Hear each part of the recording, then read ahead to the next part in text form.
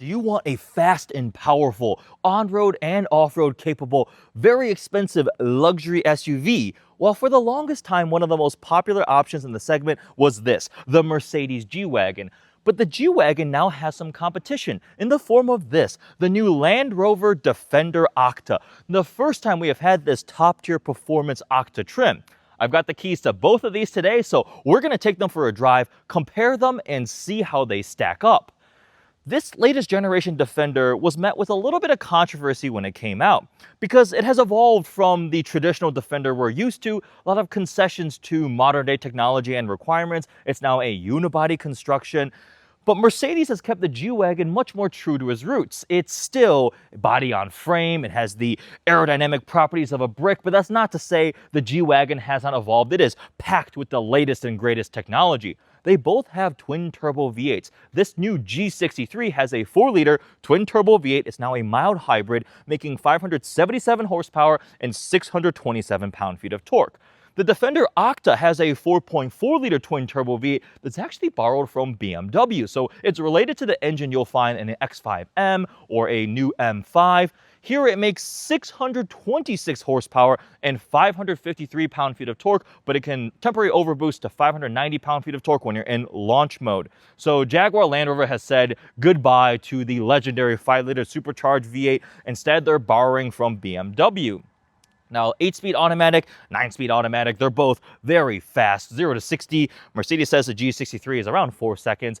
Land Rover actually says the Defender OCTA would do it under 4 seconds, but that depends on the wheels and tires you have on it. Now, these are both off-road capable SUVs, although I think the Defender leans a little bit harder into that. How much are people actually taking their very expensive luxury SUVs off-road? I'm not sure. We're not going off-roading today. We're driving these things on the road to see how they compare. In terms of the pricing, the new 2025 G63 starts at $186,000, and this one has been optioned to $211,000. The Defender OCTA is almost a bargain in comparison because base price is around the $150 to $160 range, but this one as an edition 1 is about $170 grand. So there is a pretty noticeable price difference between the two of them, but how do they compare? Let's go find out.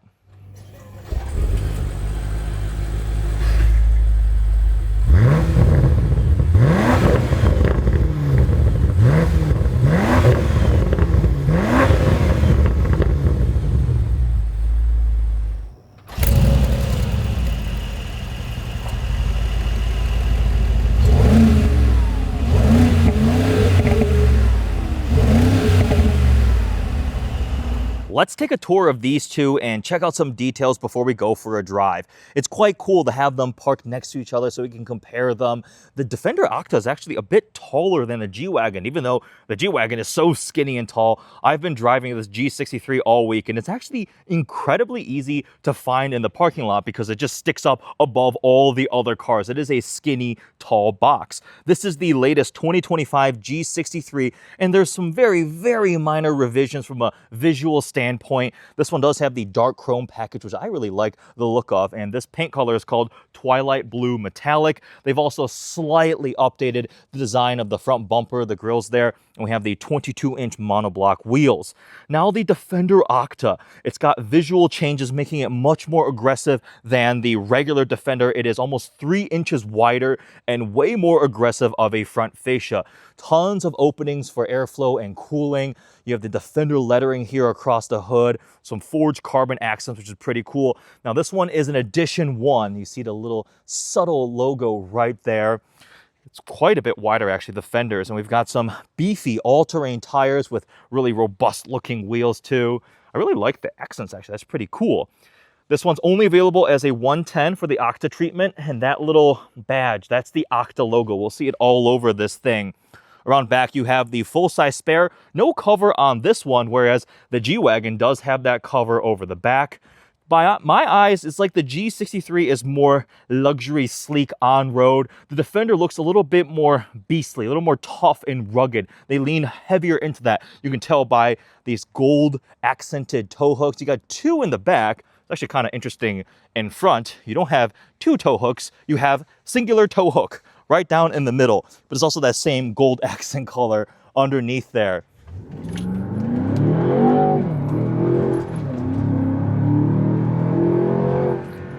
we have some space to play. Try the paddle shift as well. That's a pretty punchy, quick downshift. Wow. All right, let's see. Can I launch this thing?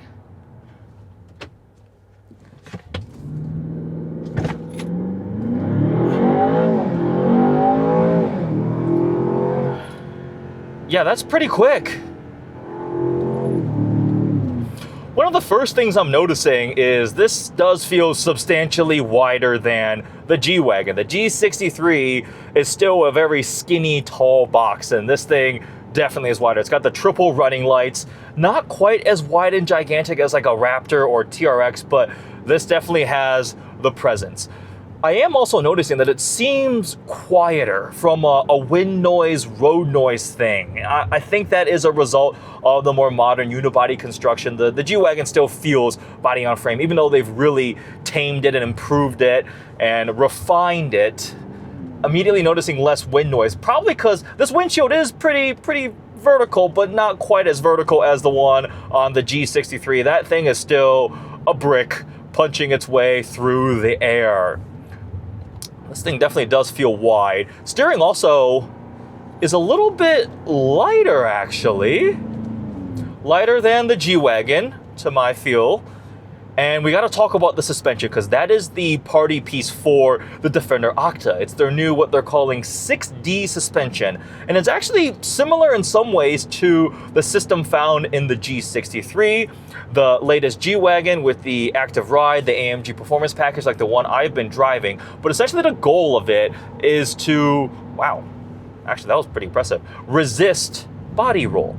And instead of conventional sway bars, with the anti-roll system, it uses a cross-linked hydraulic system that is just attempting to keep your body as level as possible. Where the Defender OCTA actually has a leg up compared to the G63 is this has air suspension. Air suspension can not only raise and lower your ride height for more ground clearance, it can also soften for better quality of ride when you're on bumpier pavement, but they are able to also control pitch, dive, all of the different directions, essentially, trying to keep the body composed.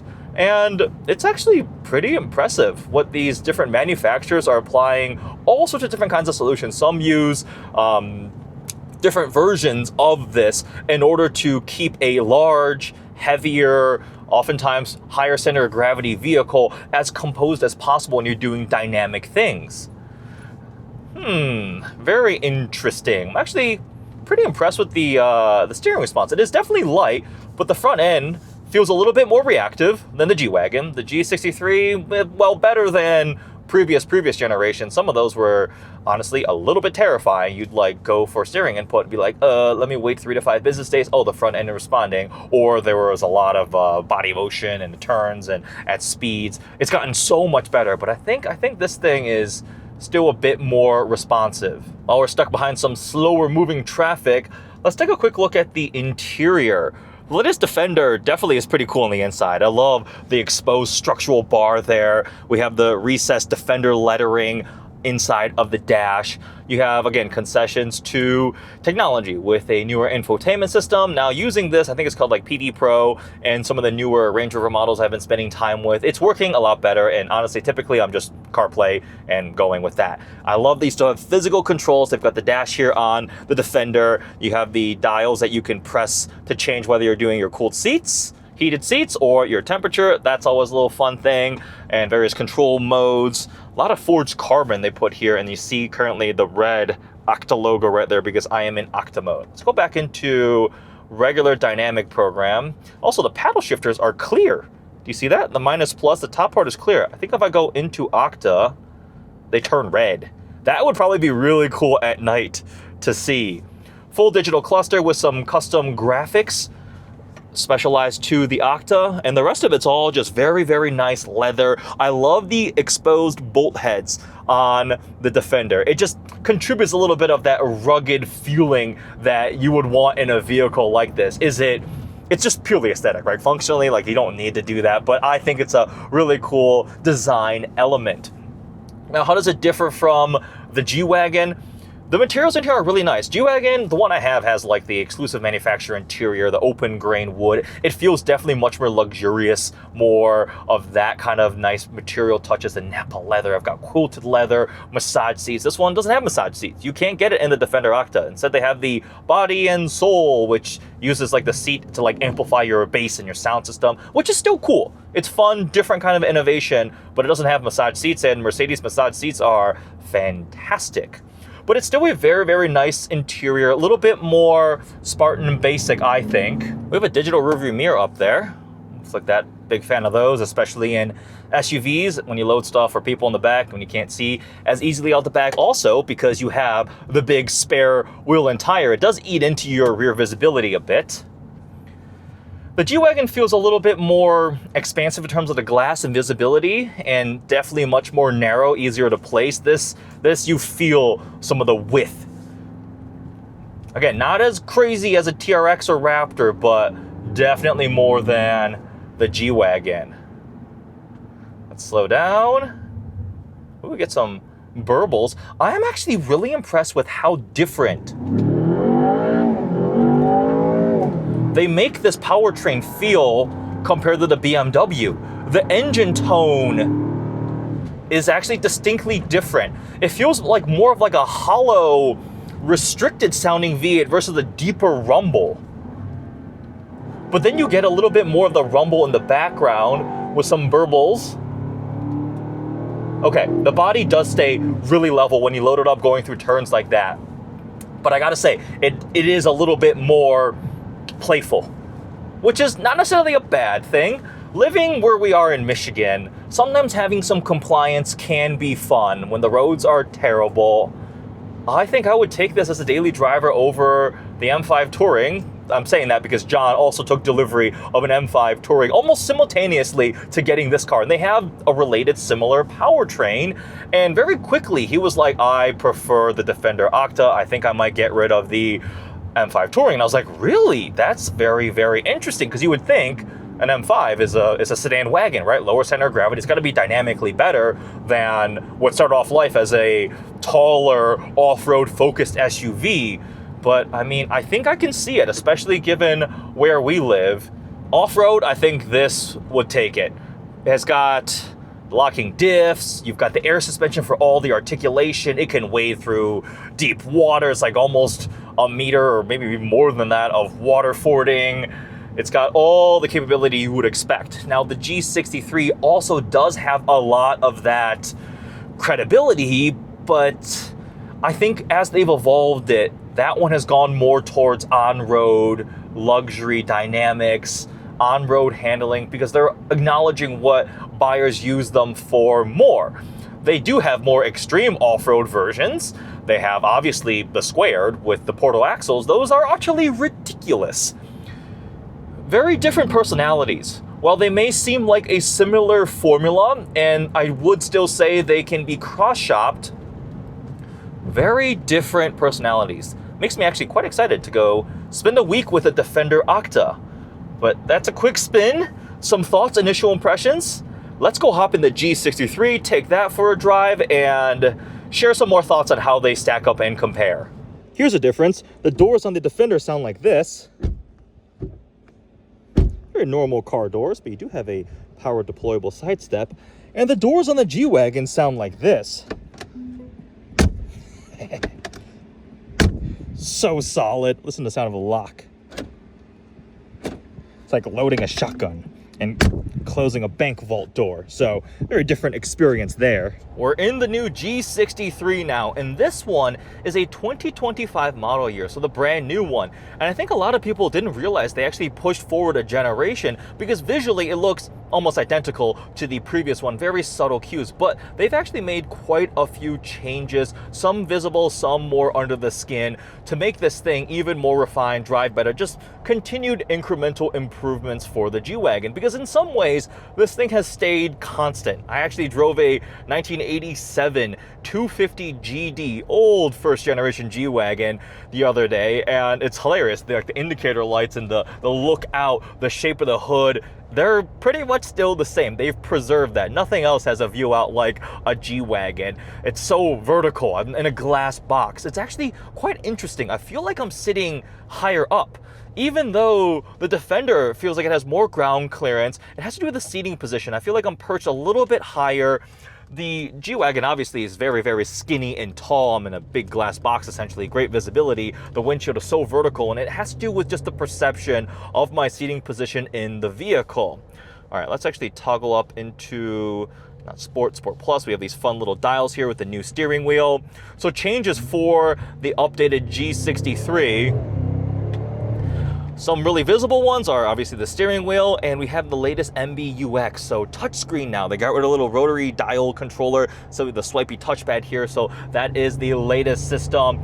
Exterior styling, very minor change to the front grille design, but visually it still looks extremely similar. Powertrain is now a mild hybrid, still the 4-liter thankfully, but the only way to get a twin-turbo V8 is to get the 63, because the 550, they got rid of the detuned version of this engine. Instead, it's a turbocharged inline 6, and the all-electric G580 obviously has no engine at all. So if you want a V8, you are going for the G63. With the Defender lineup, you can get the V8 still, but if you want the twin-turbo BMW-sourced V8, you're going for the Octa. We have to talk about the suspension.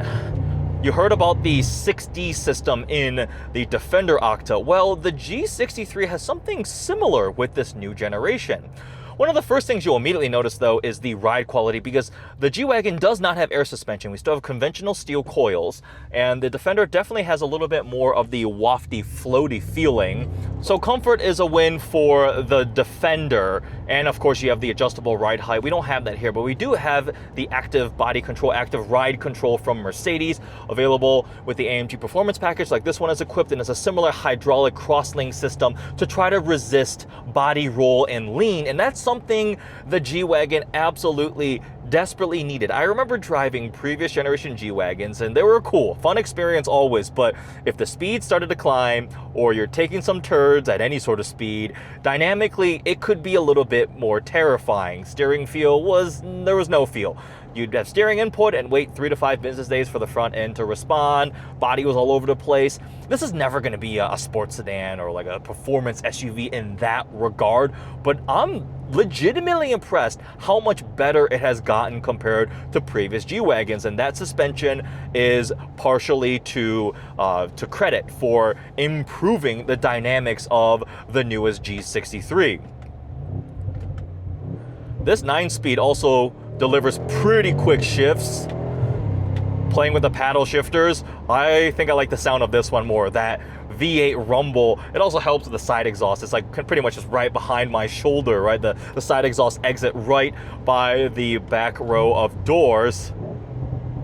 You get the pops and burbles. There is a little bit of that synthesized sound. You definitely notice it at full throttle when you're like on the upshifts. Let's see, let me actually go back into regular drive.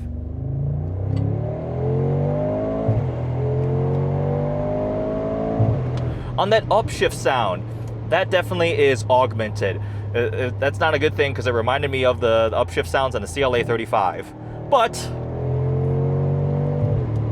we still have a twin turbo V8, and it is beastly.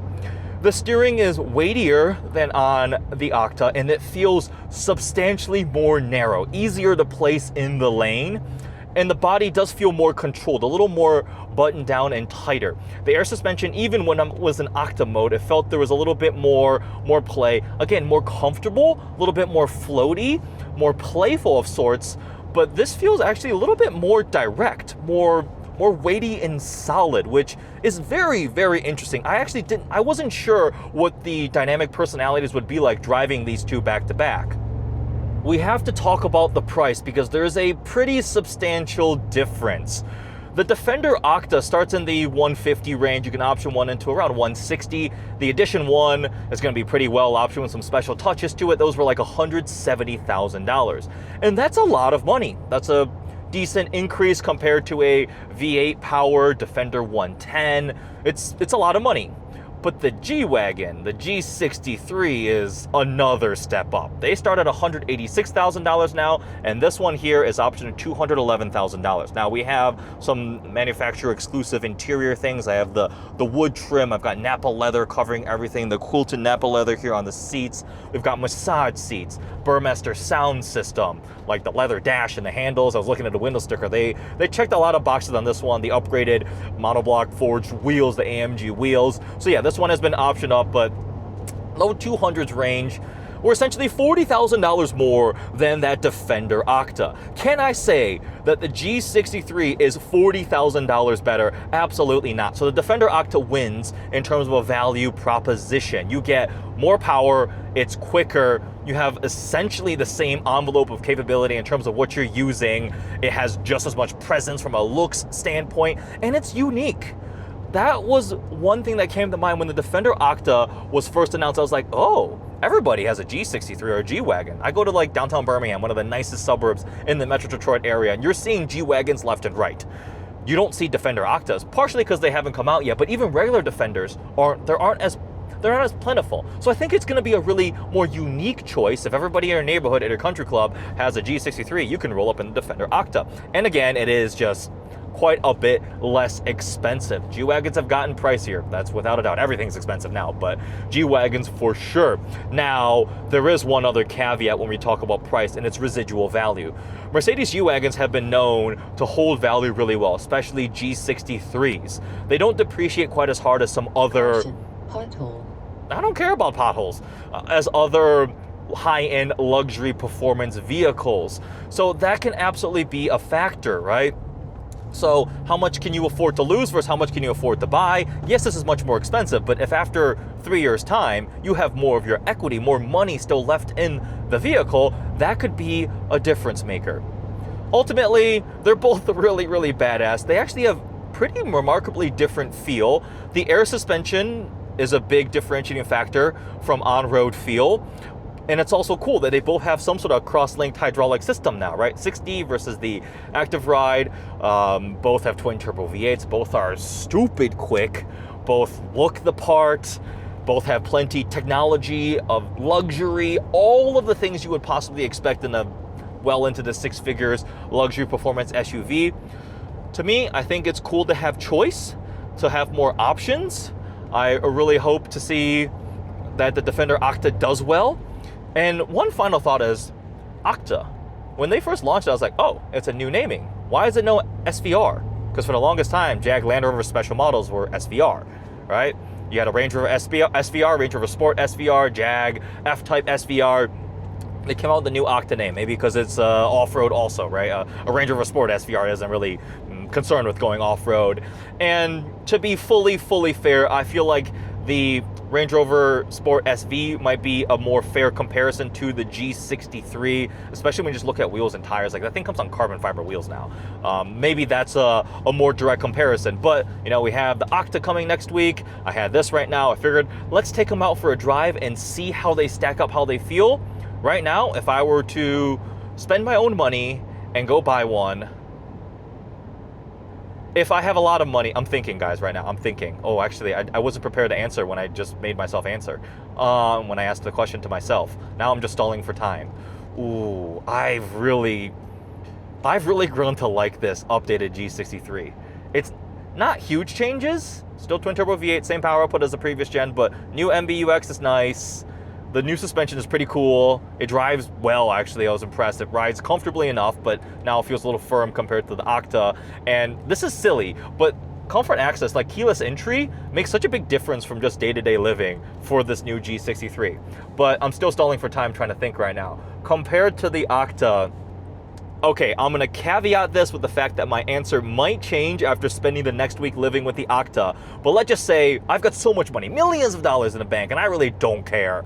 I think I'm still buying a G63. I love the sound of the V8. I've grown to love the look and feel, and just the G-Wagon appeal is still there. That's not a discount the OCTA. The OCTA is pretty fantastic. I think if I wanted to go do off-road shenanigans, I had an off-road park close to me, or maybe the dunes or something like that, I'd probably want to drive the OCTA. But as a true daily driver, I've grown to really like the G63 this week. We'll see if my opinions change, so stay tuned for more very expensive performance luxury SUV content. Comment below, which one would you go for? The BMW twin turbo V8 powered new Defender OCTA, or are you going for the G63 AMG? Comment below. Thanks for watching.